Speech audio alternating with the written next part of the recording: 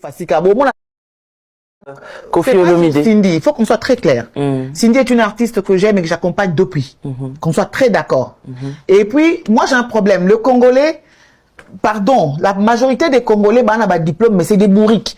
Oh là là. Les diplômes, ils ont présomption d'intelligence. Ils ont intelligence.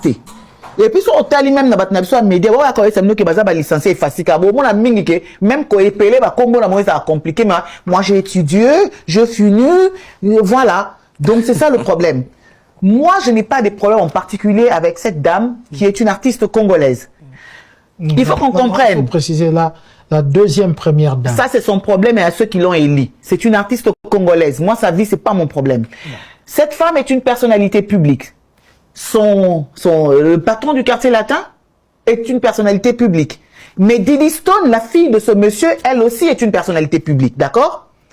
J'ai le droit de préférer, par exemple, Didi Stone à Cindy Lecoeur. C'est mon droit, en tant que Congolaise, en tant que Moutou Mokili. Mais pas lui manquer de respect, comme elle non plus n'a pas le droit de me manquer de respect. Qu'on soit très clair. Moi, je n'ai pas aimé la chanson Eyenga, parce que j'estime que cette chanson, de toute façon, on va attribuer le attaque envers la petite. Et ça là qui bien était, moi, la tasse Belio, j'estime qu'il faut au bon sango na nenga kati.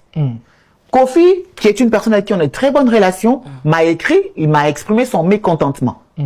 Mais il n'a pas donné le temps d'explication, parce que limite, s'il n'avait pas aimé, il peut dire Noëlla, retire, j'ai pas aimé. Il a écrit ce qu'il a écrit, je lui ai répondu ce que je lui ai répondu. J'ai le droit d'apprécier Didi avec ses défauts et ses qualités, qu'on soit très clair.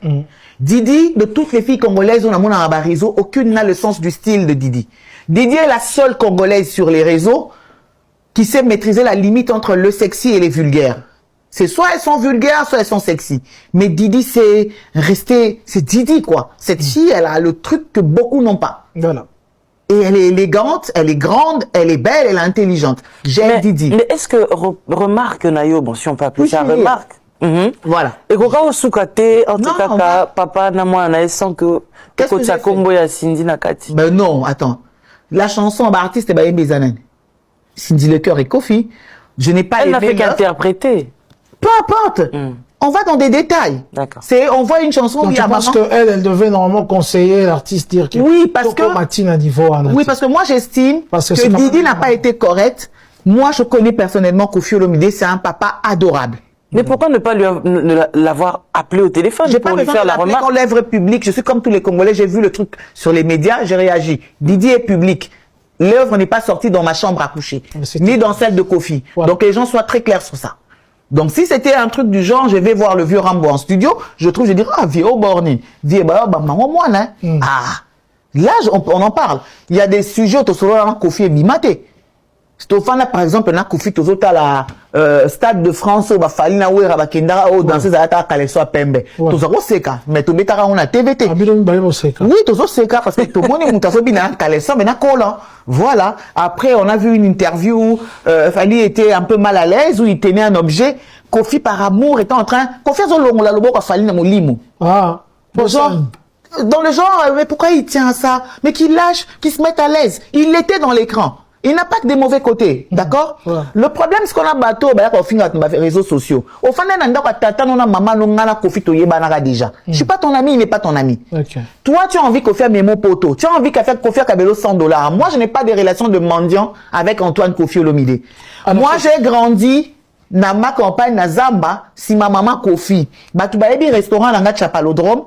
Recette dans la phare, makaya boa pembe, na makoso. Et ça, biloko à maman mi. Donc, si on connaît la Gaëtan, tantine à ligne, moi, ça tonton Gary, c'est nos tantines. Voilà. Bayade, c'est nos tantines. C'est-à-dire, je n'ai pas de relation avec Kofi Star. On a commis Kofi Star, tant on a commis les cas, na TV, na radio. À tonton Kofi. Voilà. Donc, tu as dit, on va venir tonton. Tu as tonton Kofi, na ninga cité, à Kofi na TV. 17 ans.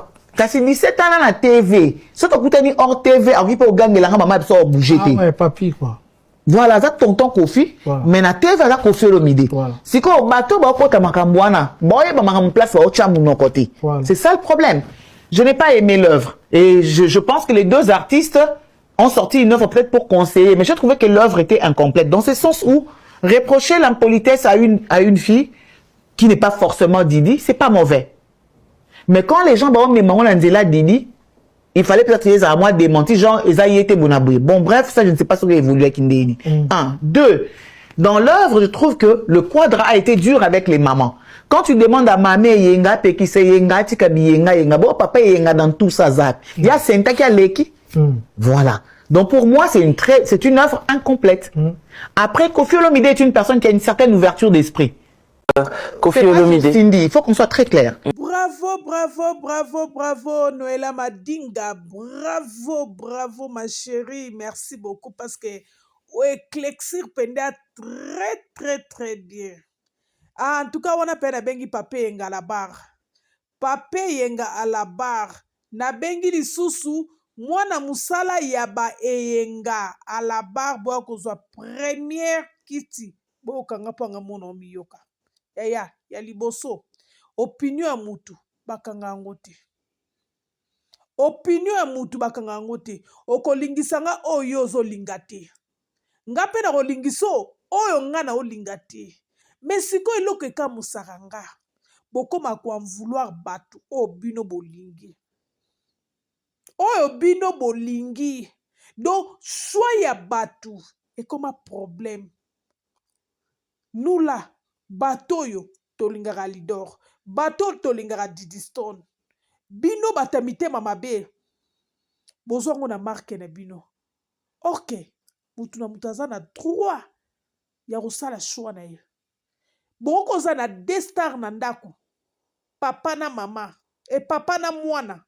Baza ba star makasi. Me yebaka ke ba fanatique. Bazana ba choix na bango. Bazwa bino nyonso tumi balete. Omona mwana famille mususu, ta musu ba préférer papa. Omona ba musu ba préférer bana. Les goûts et les couleurs ne se discutent pas. Bon, comment qu'on luka bon en vouloir biso avec no choix na bino ya mwana musala. Lokola bino bokenda na choix ya mwana musala, vous trouvez tout le monde a ko sepela na buzobo mwana musala sala. Non, moi je dis chaque fois j'ai que des stars. Didi Stone, Nike Olomide et Mam Cécile Bissalou. Ma préférence dans la bangwana. Pour les musiciens, j'aime tout le monde. J'aime tout le monde. En tout cas, ngalo bango mikonoso atabo eko sekanga na français. Français wana ememanga nulle part. Ba classe na terme même ba diplôme na nango ememanga nulle part. Koloba français na bino, ce n'est pas l'intelligence. Prévenez. Mokolo mayele Koffi Olomide. Botala buzo boto sa na plateau ya Papi Mboma. Mais moto na français. C'est tellement à côté na ye. Azana jalouse. Azana mosa motema mabe. Oa conseillera mobali na été. Balobaka mosa za conseillera mbali. Mais moi na musala conseillera mbali te. Noëlla Madinga lobi très bien. Et loko est découragé batuto ebele pe ba yina Koffi à partir de nzembo ya mamenga. Comment un père a besoin d'un problème dans la famille? Yo kota studio pour no yembanzi oko yembela mwana na nzembo ya mamenga. Ata lelo boye ko démentir parce que jusque là boye pe ko démentir pour nous expliquer que nzembo wana boyembaka boyembela Didi Stone te boya koloba te. Et tikala déjà na mutu a batu. Que boyembela Didi Stone na Lidor. Na kolanda pe ba parole tout ebima na nzemba ya mame yenga wana. Eloko oko sezate. Eloko oko sezate. Eloko oko sezate pe boko sabatute. Siko bato baza na conscience. Batala ke vie oyo mutu baby. Donc moi so aza côté na ye, c'est une mauvaise femme.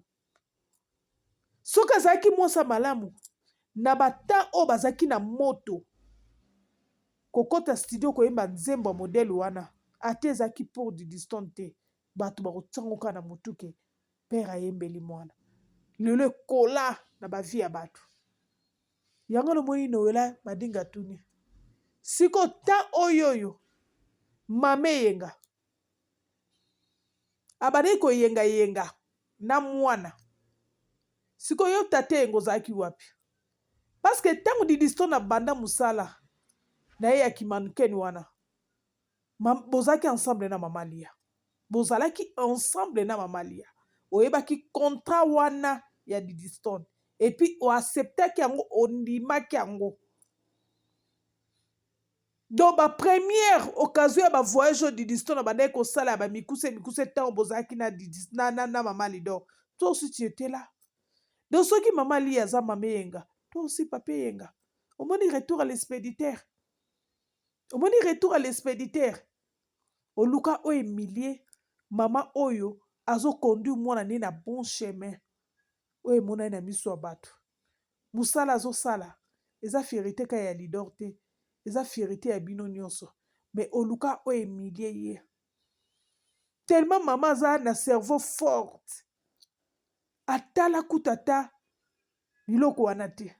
Même ata Diddy Stone et découragé été et déstabilisé payé te. Na ndenge boyemba nzembo na bino ti lelo pe nzembo ngo sa remplir te. Lelo bato ebele baboya kofi à partir ya nzembo bayebaka wana. Mwasa mayele tango mobali naza na moto na bana. Nga naza au milieu na bango. Oui c'est normal bana na te balingi nga te na mama na bango te. Eza yo mutu ya liboso te bana mobali baboya yo. Yo mutu ya liboso te. Eza ba histoire ebele. Eza na mokili opo bamema na réseaux sociaux te toyebi pe te. Kokanisa te ke kaka nga nde bana mobali na nga baboyi nga yaya yo mutu ya liboso te. Esalamaka ba step mada ebele bazalaka mabe epa bana mibali na bango. Ba step fada ebele bazalaka mabe epa bana ya basi na bango. Donc il fallait trouver nango normal. Soki yo yebi déjà que na bali libala oyo mobali na nga za na bana mikolo pour être une bonne femme. En tout cas fona zala conseillère mobali na nga. Surtout so na moni fait ezara makasi, moto ezara makasi, nga fona bomaka moto. Nga fona bomaka moto parce que eza bana na ye. Surtout que yo boti na ye nanu te. Kwa ko petisa moto na famille batu te. Boma moto. Il faut tout le monde appeler que conduite à mobile ou échanger. Échanger. Asaki papa moya matata vers bana. Mais tant on a commis pembeni na ye. Papa tiena se. Bana ba mu ba komo réseau penda oui. En tout cas maman o atata olingi tata za maman na biso te. Mais musala zo sala pona papa na biso. Papa na biso za raboete. Le papa na biso a kiti. A commis gentil vers biso. C'est que mère a conseillé. Au moins malembe. Mais yo, oyako la ki sabatu penda que oui, c'est moi qui conduis ici. C'est moi qui dirige ici. Moi na musala. Ta place n'est pas là-bas. Yebaka yango. Toro sepela na yo tant que chanteuse congolaise. Mais toro sepela na yo na buzoba oyo salate.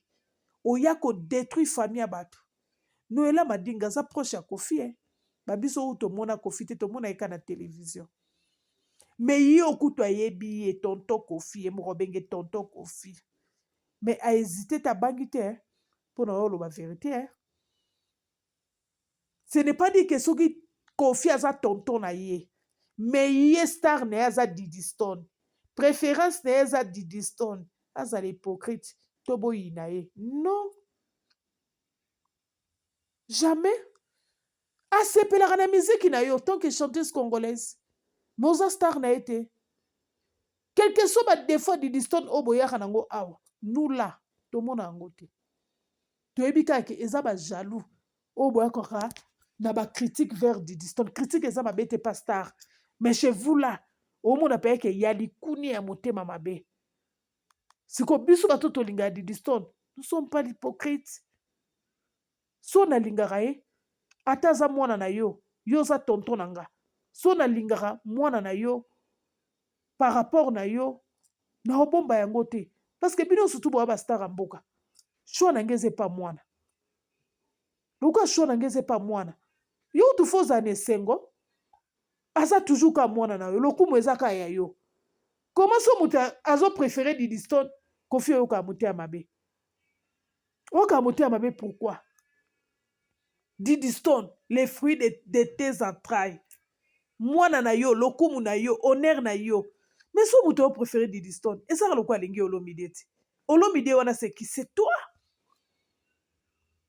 Bozwa mayele.